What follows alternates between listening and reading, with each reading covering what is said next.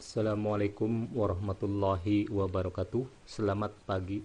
Selamat bertemu kembali dengan Mari Belajar bersama Kang Anung. Pada kesempatan kali ini, materinya kita lanjutkan dengan hukum Newton.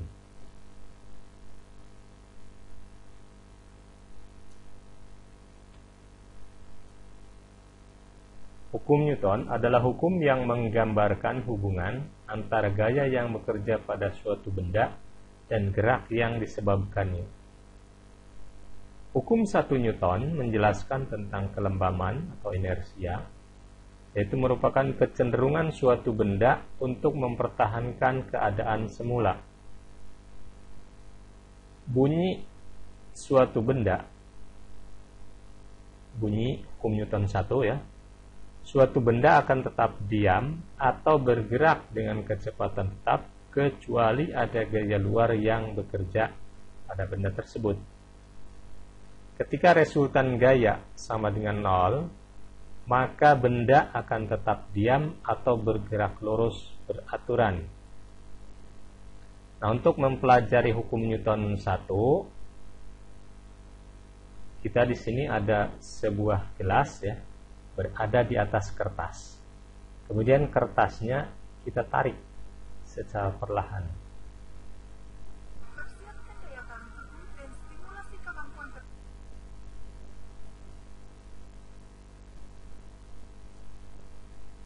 Nah, gelas yang berada di atas kertas yang ditarik semula diam, sehingga inersia akan cenderung mempertahankan gelas tetap diam.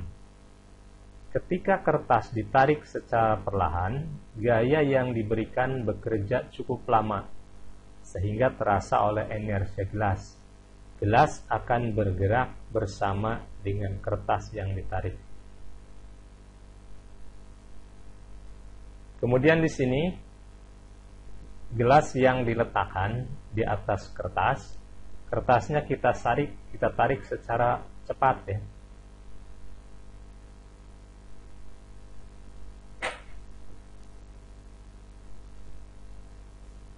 Nah, gelas yang berada di atas kertas yang ditarik semula diam, sehingga inersia akan cenderung mempertahankan gelas tetap diam. Ketika kita menarik kertas secara cepat dengan satu sentakan, gaya yang diberikan bekerja secara singkat, sehingga tidak terasa oleh inersia gelas. Karena itu kertas yang disentak bisa keluar dari bawah gelas tanpa menyebabkan gelas jatuh di ujung meja. Silahkan like terlebih dahulu dengan menekan tanda jempol ke atas. Kalau subscribe masih berwarna merah, silahkan kalian klik subscribe. Baru bunyikan tanda loncengnya agar tidak ketinggalan ketika ada update video terbaru dari kami. Bagi yang sudah subscribe, terima kasih. Bagi yang belum, kami tunggu.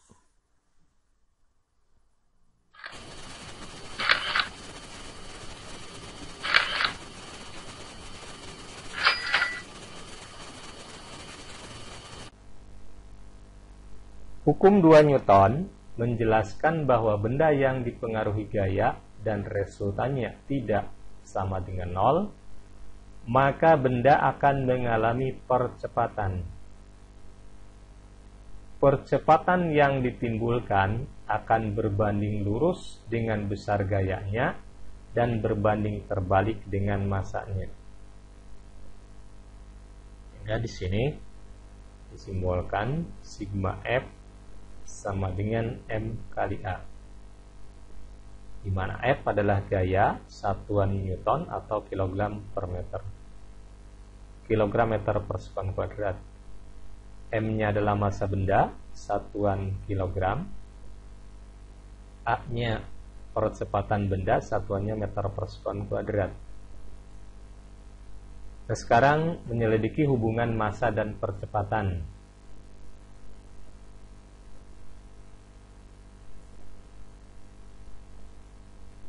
Di sini ada tabel yang berisi hasil pengukuran gaya, massa, dan percepatan. Untuk yang pertama, gayanya 200 Newton, masanya 50 kg. Berapa percepatan? Nah, untuk menghitung percepatan ini adalah A sama dengan F per M. Berarti A-nya di sini dicari dengan 200 dibagi 50. Berarti ini adalah hasilnya 4 ya. Kemudian yang kedua, gayanya 100 Newton, masanya 50 kg. Berarti kita mencari 100 per 50. Berarti ini adalah 2 meter per sekon kuadrat. Kemudian yang ketiga, gayanya 100 Newton, masanya 25 kg. Berarti 100 dibagi 25. Ini adalah 4 meter per sekon. Kemudian di sini untuk yang berikutnya, masanya 25 kg, percepatannya 2. Nah, yang dicari adalah gayanya. Berarti di sini gaya sama dengan M kali A. Berarti 25 kali 2 ya. Berarti 50.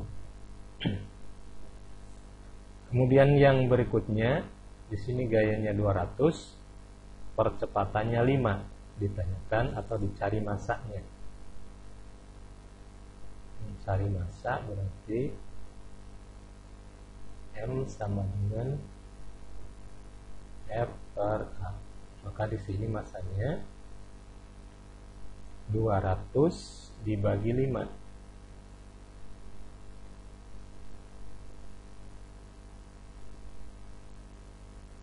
40 ya.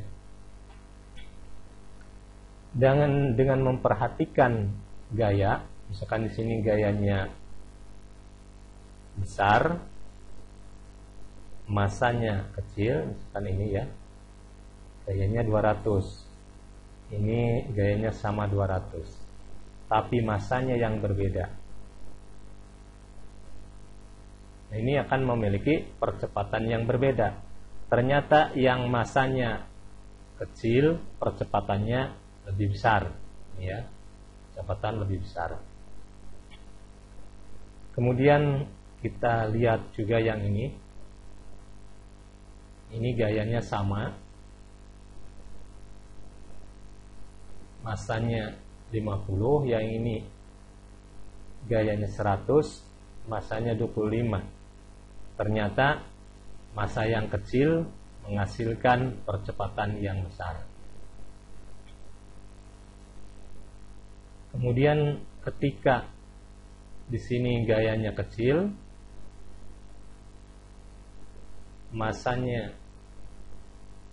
kecil, maka juga di sini percepatannya kecil.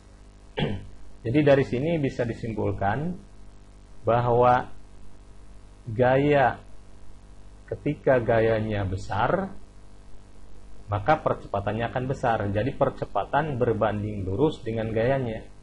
Jadi makin besar gaya, percepatannya makin besar. Nah, ketika masanya makin besar, percepatannya tetap, maka di sini gayanya tetap, maka percepatannya ini makin kecil. Jadi ketika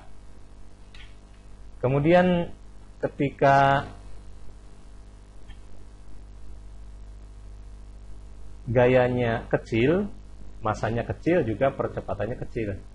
Maka di sini bisa disebutkan percepatan berbanding lurus dengan gayanya dan berbanding terbalik dengan masanya. Artinya ketika gayanya besar, maka percepatan yang dihasilkan makin besar.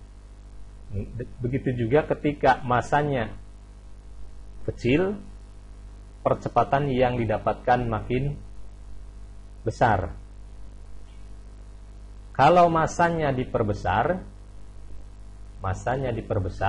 maka percepatannya semakin kecil. Jadi itu artinya berbanding terbalik ya. Jadi percepatan berbanding lurus dengan gayanya dan berbanding terbalik dengan masanya. Nah, sekarang di sini ada contoh soal.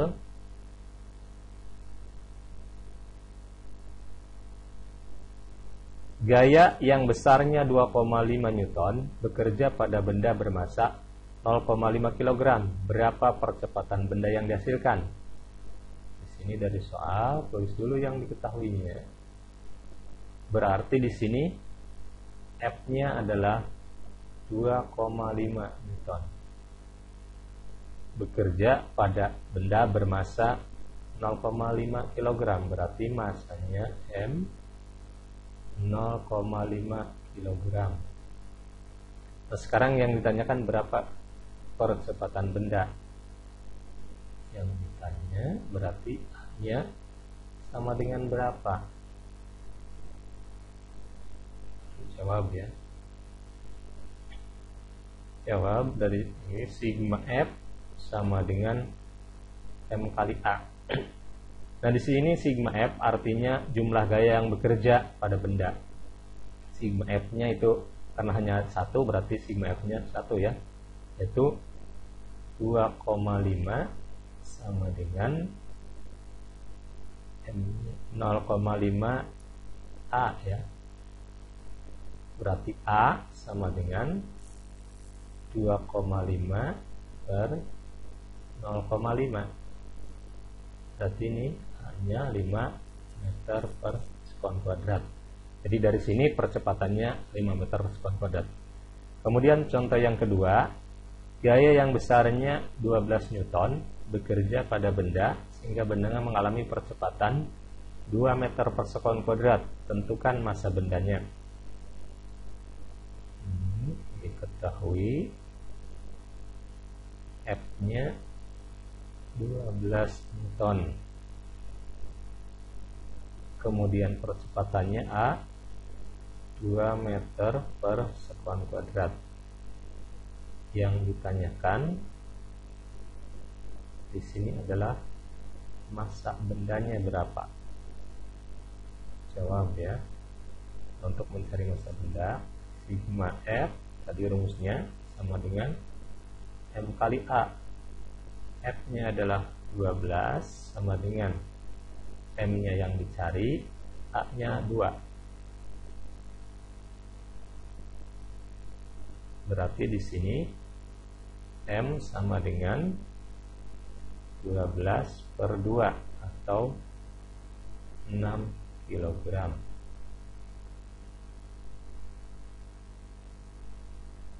Nah, kemudian contoh soal yang ketiga. Contoh soal ketiga, pada benda bekerja beberapa buah gaya seperti tampak pada gambar. Jika massanya 10 kg, hitunglah percepatan yang dialami benda. Berarti dari sini, dari soal yang diketahuinya, misalkan F1 30 Newton kanan, F2 110 Newton, F3 40 Newton, M-nya 10 kg. Nah, ingat di sini bahwa ketika arah gaya ke kanan, maka ini nilainya adalah positif ya. Kemudian ketika ke arah kiri ini nilainya negatif. Nah, di sini yang ditanyakan, hitunglah percepatan yang dialami benda. Berarti A-nya sama dengan berapa? Kita cari dulu berarti sigma F-nya, jumlah gaya-gaya yang bekerja pada sini. Berarti yang ke arah kanan tadi adalah positif ya.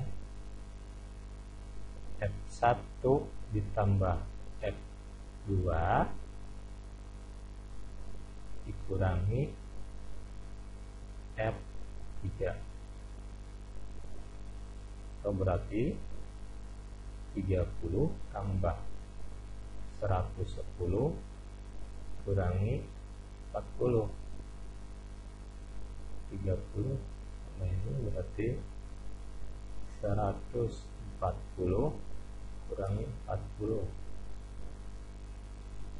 atau 100 Newton. Nah, baru kita masukkan ke rumus sigma F sama dengan M kali A.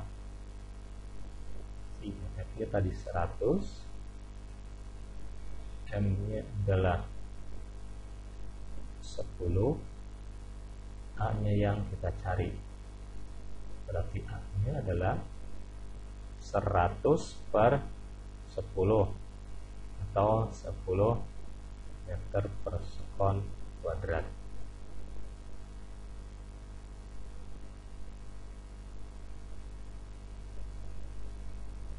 Nah, kemudian untuk uji kompetensi,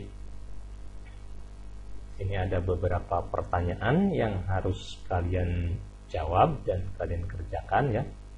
Yang pertama, beri contoh 3 macam hukum 1 Newton dalam kehidupan sehari-hari. Yang kedua, mengapa hukum Newton disebut juga hukum inersia? Yang ketiga, menurut Newton, bagaimanakah hubungan antara gaya dan percepatan? Yang keempat, sebuah benda yang masanya 5 kg didorong dengan gaya sebesar 10 Newton. Akibat dorongan tersebut, benda mengalami percepatan. Hitung percepatan benda tersebut.